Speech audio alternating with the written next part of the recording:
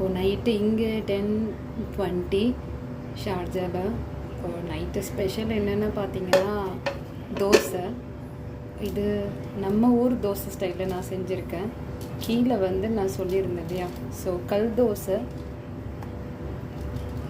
அதனால அவர் ஹஸ்பண்ட்காக செஞ்சுருந்தேன் night.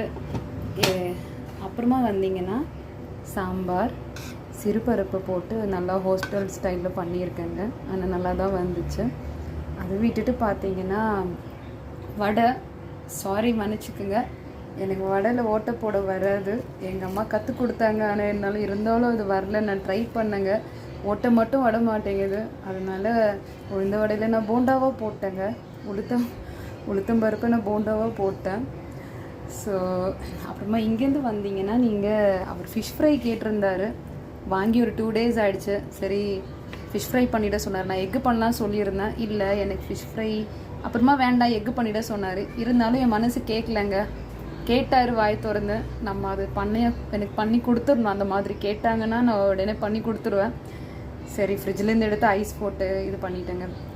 So இதுதான் இன்றைக்கி நைட்டு. ஹெவியாக சாப்பிடக்கூடாது. ஆனால் பாவம் அவள் காலையில் டியூட்டி போயிட்டு ஈவினிங் நைட்டு தான் வரதால் கொஞ்சம் டயர்டாக இருப்பாருங்க. அதனால தான் சரி அவருக்கு ஏற்ற மாதிரி சரி நாங்களும் இது பண்ணிட்டோம். இதுதாங்க ஆக்சுவலி காம்பினேஷன் டிஃப்ரெண்ட்டாக இருக்கும். ஆனால் இருந்தாலும் ஓகே. எனக்கு வடை சாப்பிட்டு ரொம்ப நாள் ஆச்சு. இங்கே வந்துட்டு நான் 2 months ஆச்சு. இது வரைக்கும் நான் வடை சாப்பிடல.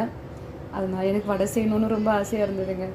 ஸோ நான் உங்களுக்கு நெக்ஸ்ட் டைம் நான் சூப்பர் மார்க்கெட் போகும்போது நான் என்னென்ன வாங்குகிறேன் நான் அதுவும் போடுறேன். அதோட விலை என்னவோ அதுவும் போடுறேங்க. நெக்ஸ்ட் வீடியோவில் பார்க்கலாங்க. பாய்ங்க, குட் நைட்.